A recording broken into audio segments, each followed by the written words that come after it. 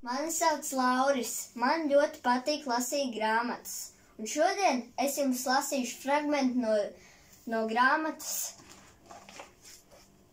Sfinksas Albertas Smaids. Nu tad sākam.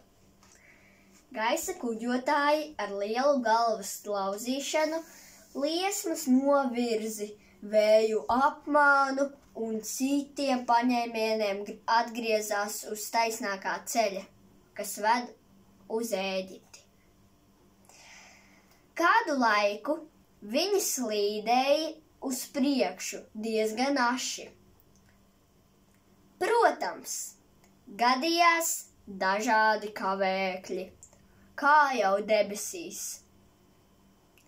Lidotājiem pielavījās melna dūmu grīste, kura ilgi bija gaidījusi. Kad varēs kādam aiziet acis? Un kaķa lāsti, kas neatlaidīgi centās tikt debesīs, reizēm skrāpējās pavisam tuvu. Apdraudot veco balonu audumu, taču nebija vairs nekādu jēlu olu, kas radītu nopietnus sarežģījumus. Un tad pie apvāršņa parādījās spoks, liela auguma, prāviem acu caurumiem, tumši balts, tikai dažviet izdilis līdz sudrabainam. Varde Felicita spoku pamanīja pa gabalu, un viņai nebija ne mazāko šaubu par to, kas tas ir. Viņa nenāca prātā, ka būtu jāstūrē tam apkārt kā baznīcas tonim vai atomreaktoram. Spokam taču var izslīdēt cauri, un neviens no tā necietīs. Izrādījās, ka tā gluži nav. Antonijs cieta jau pirms tiešas saskarsmes ar spoku. To ieraudzīja spūķis Paģība. Bāls un vēss noslīga balona grozā uz priežu un egļu sēkliņu krājumiem, un viņa elpa, protams, arī kļuva vēsa. Paga, vai Antonijs vispār vairs elpoja? Felicita pārliecās par puķi, nedomādama ne par liesmām, ne nagiem, ne dvašo. Ko nu? Ak, šausmas palīgā, kaut kas jādara! Vardīta pielika muti pie puķa mutes un sāka viņu elpināt. Nekā, ak, Dievs! Felicitas plaušas bija tik mazas salīdzinājumā ar plūķa plaušām.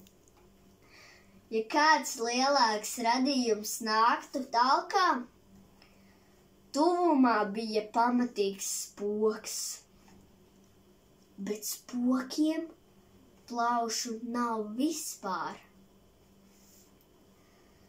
Viņa mēģināja vēlreiz un vēlreiz. Vardīte pati bija tuvu ģībonim. Viņai nepietika spēka parauties malā, kad no Antonija mutes beidzot izlauzās elpa. Paldies Dievam, tā bija vēsa un vāra. Vai viņš pagaisa? Puķis jautāja. Spoks? Vardīte atjautāja. Vai tev bail no spokiem? Jā, Antonijs atzinās. Tie ir vienīgie, no kuriem baidos, jo viņi ir vienīgie, kuriem es neko nevaru nodarīt. Ne ar liesmām, ne nagiem, ne savu izskatu.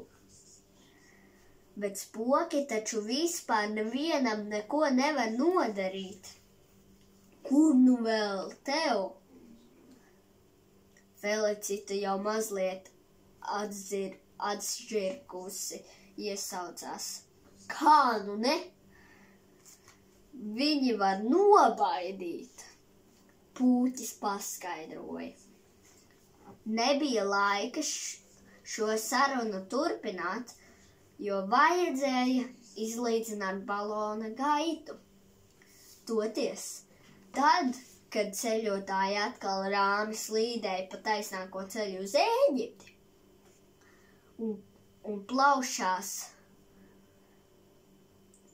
cik nu jaudīgas tās katram bija tīksmi ievilka. Novakares debesu gaisu Antonijs atkal ierunājās. Man patika. Kas spoks? Felicita nesaprata. Vardīte nosarka. Uzmanību, no kreisās tuvojas krēsla. Un kaut kas tumšāks, laikam sikspārņu bars, viņa brīdināja.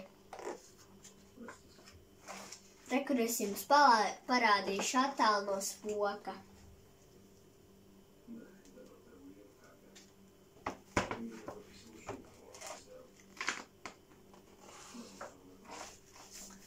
Par laimi sikspārņu bars aizšāvās garām, bet krēslu tas sakulu biezās putās, un balons tajās iestiga.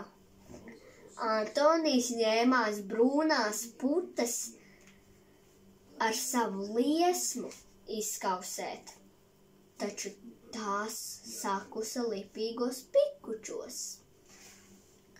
Felicita mēģināja pašķirt ceļu, lai gan Vardīte bija vēsa. Krēsla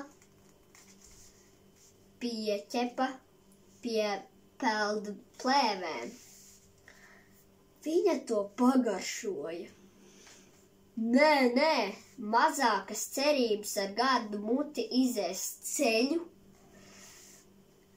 Rets gadījums, Pūķis atzina. Vajadzīgas īpašas zināšanas.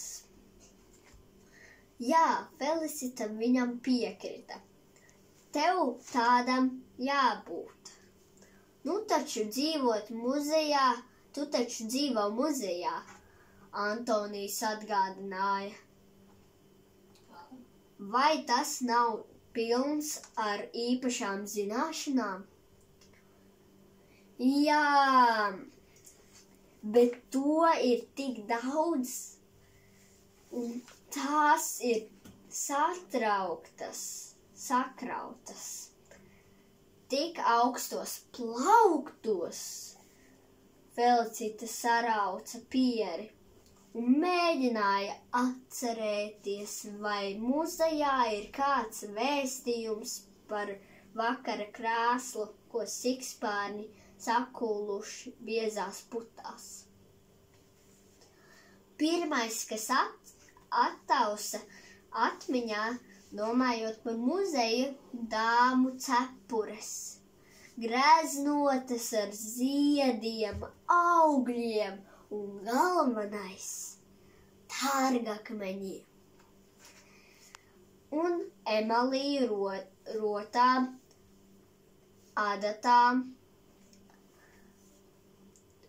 kas tās palīdz,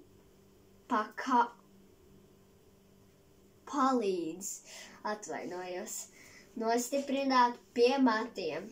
Ļoti, ļoti vilinošas, taču šausmīgi lielas. Felicitai bija jādzīvo kailu galvu, pat tad, kad muzejā nebija apmeklētāju un darbinieku. Svētdienītei gan bija maza cepurīte. Vai tā nav īpaša zināšana?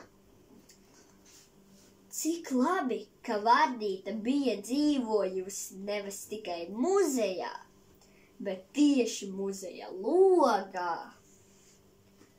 Viņa atcerējās, kā trauslā svētdienīte reiz bija aizgājusi pa ielu gar logu un gandrīz ielipusi puteņa putrā.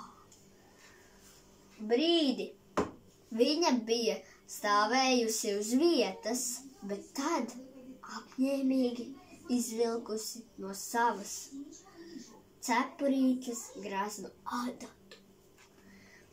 Ar to sašķēlusi biezo puteni. Vajadzētu dabūt kaut ko gludu, tievu un vēsu. Grozā nekā tāda nebija. Vai tiešām būs jāpaliek uz vietas? Kas notiks, kad krēsla pārtaps tumsā? Varbūt tā sajies melnā sviestā. Tad vecais balona audums kļūst tik taukains, ka Antonijs tam nevarēs laist stūmā savu elpu, lai tas vienā mirklī neužšvirkstētu. Varbūt jāglābjas jau tūlīt. Felicita paskatījās pāri grozu malu, lai novērtētu augstumu. Urrā! Groza pinumā vidējā zos davatā spalvu, ar kuru parakstīt karaliskus dokumentus. Vardīte satvēra spalvu un sāka šķelt ceļu krēslās putās, kas jau bija šokolādes brūnumā. Izdevās, tu neesi velti pavadījusi laiku muzejā, Antonijs atzinīgi sacīja. Felicita nosarka jau otrreiz šajā lidojumā un arī visā savā mūžā. Paldies! Visu labu!